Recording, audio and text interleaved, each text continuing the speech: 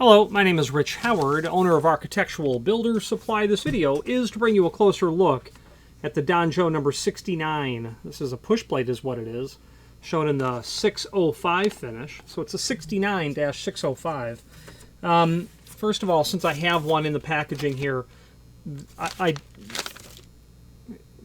here's a note to Donjo.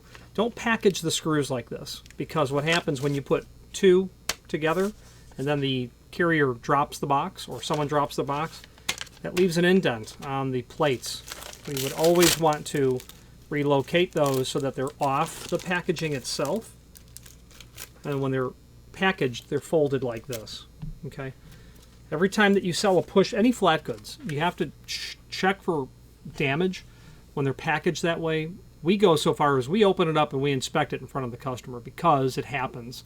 Maybe it's not a big deal if you've got a back of the warehouse stainless steel plate. Who cares? It's going to get scratched in the first 10 minutes.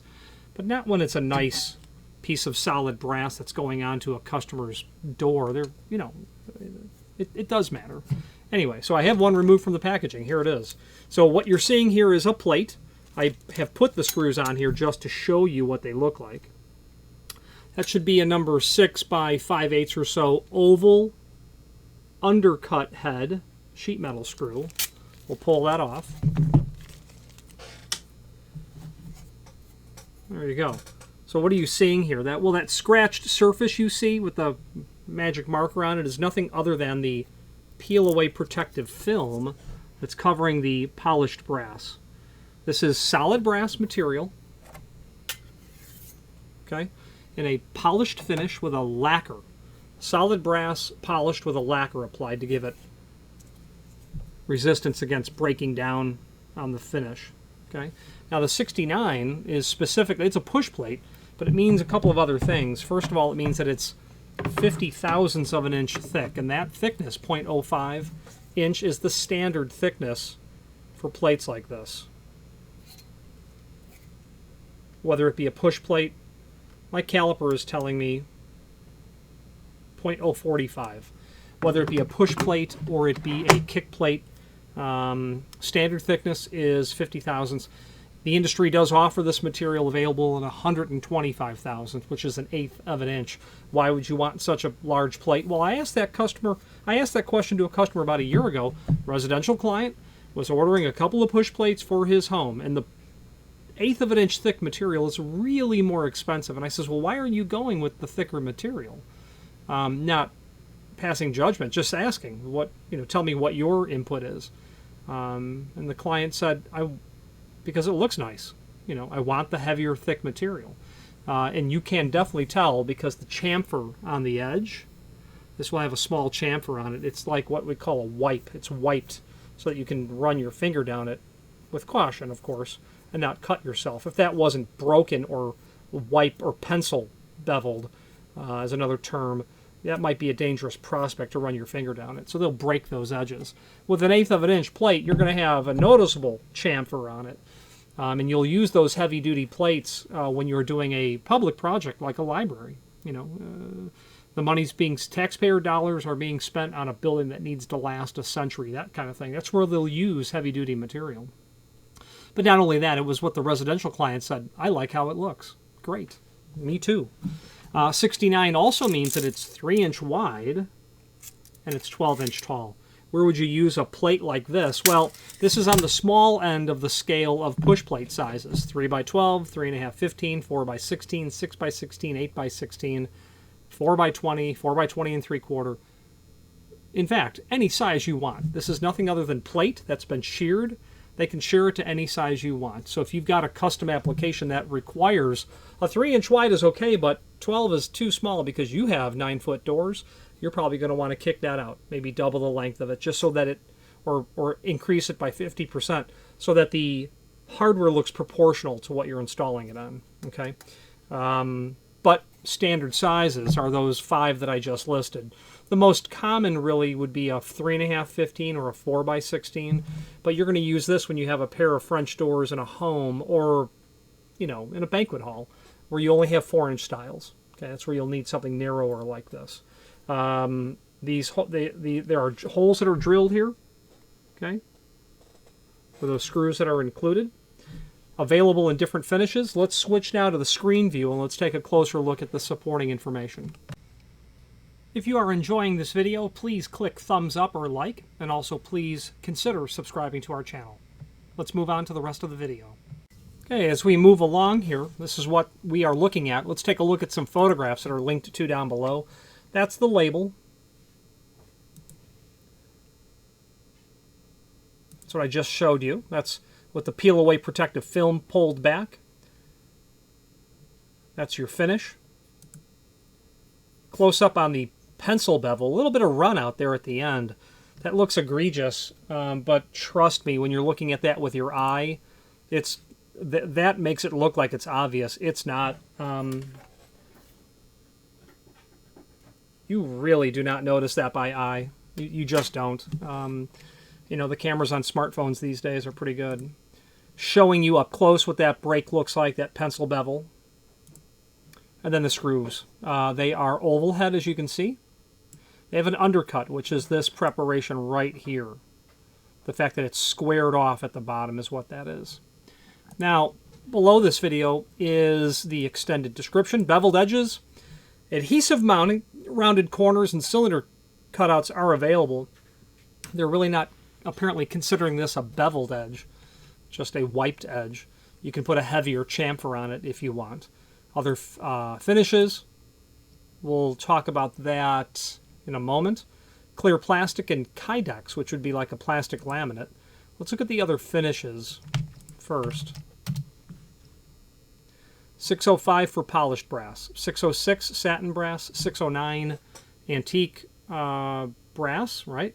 612 satin bronze, 613 oil rub bronze, 619 satin nickel, 628, that's an aluminum clear anodized finish over an aluminum base material. All of these others I just mentioned would be over brass. 629 and 630, polished stainless, satin stainless is what that is.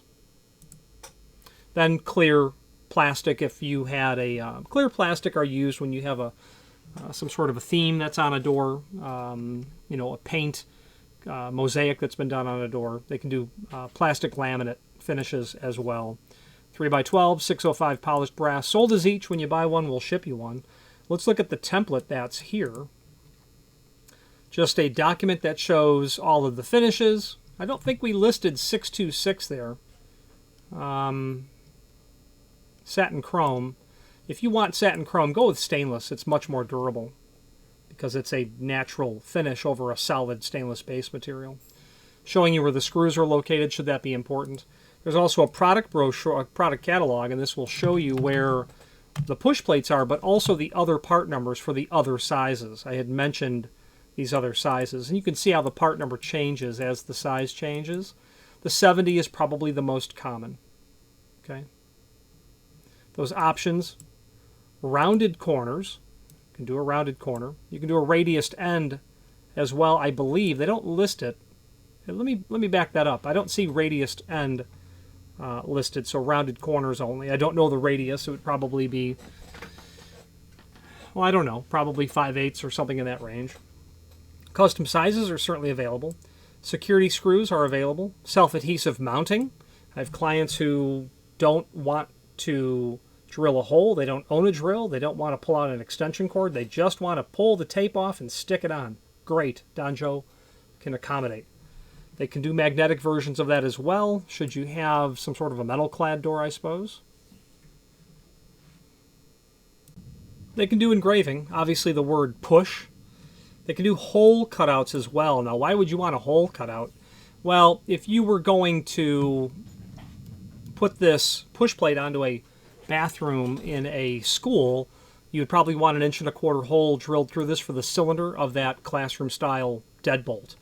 That would be a reason why you would have that. In fact, we stock some of their push plates with the CFC preparation. Cylinder prep is what it is.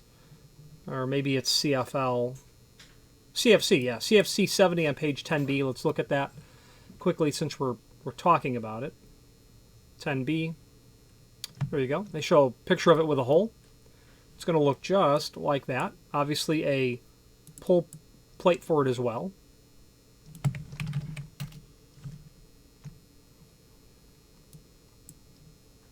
You want to take advantage of a hole cutout. Let the factory do it. Just lay out where it needs to be. Let the factory do it. You might want to account for the projection of the stop onto the face of the door to change the back set, from the edge. You might want it to be to look correct on the door. Let's say if you had a 5-inch stile and you were installing it obviously on the push side, would you want the back set to be at 2.5? I'd say no. It'd be at 2.5 plus whatever the projection of the stop. So if the stop was 5/8 and you had a 5-inch stile, you'd be at 4 3/8. So you probably want to split 4 3/8 so that it looked correct on the door, because you have the encroachment of the stop into the space, into the stile on the push side. Here is the 1/8 of an inch thick material. I like the 6x16 when it comes to these plates because I think 4 is a little too narrow. The hand will usually wear off part of the door over here. Going with a wider plate usually solves that. But then you start having a lot of hardware on your door. As you scroll through the rest of the catalog, you'll see all things push and pull hardware related from Danjo.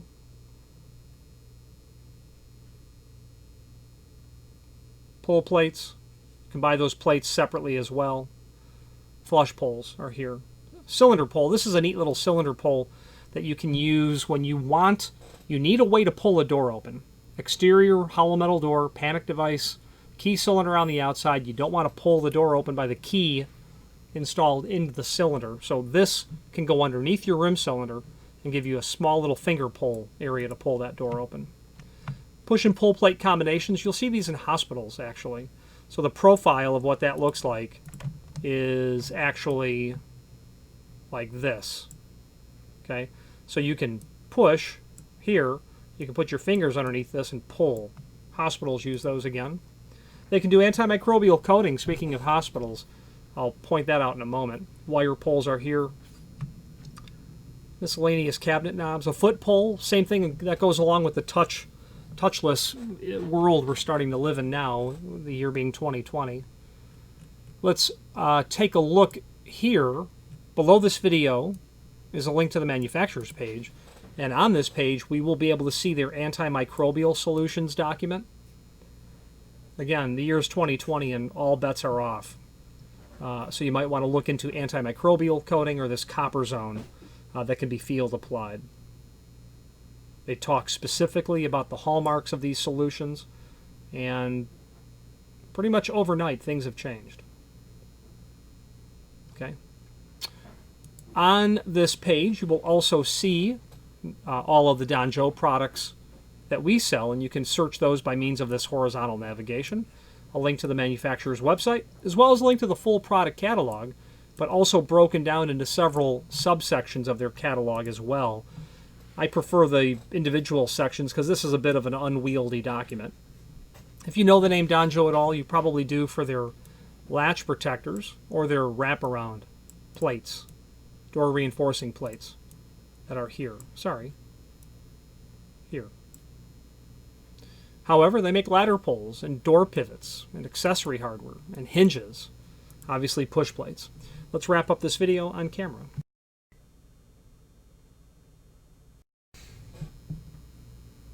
Okay, in conclusion, nice quality product. Don't be dismayed by the use of magic marker that's completely on the peel away film. They'll do that just to know what they've made back in the shop. Take little notes on the hardware itself. So don't be dismayed by that. Good quality company there, Danjo. I think I've only ever spoken to 3 people there on the telephone in 25 years. The person that you speak to on the phone can usually answer the what's the lead time, what's my cost, where's my stuff at, I need help. They can do all of that stuff. And they're pretty prompt, reliable, and predictable. And to them, I say thank you for that. Any questions on the 69 push plate and a 605 polished brass, solid brass finish, or any other Danjo product, please feel free to reach out to us. And thank you. Again, thank you for watching, and if you've enjoyed this video, please click thumbs up. Please subscribe and maybe even send the video to someone that you know. Thank you.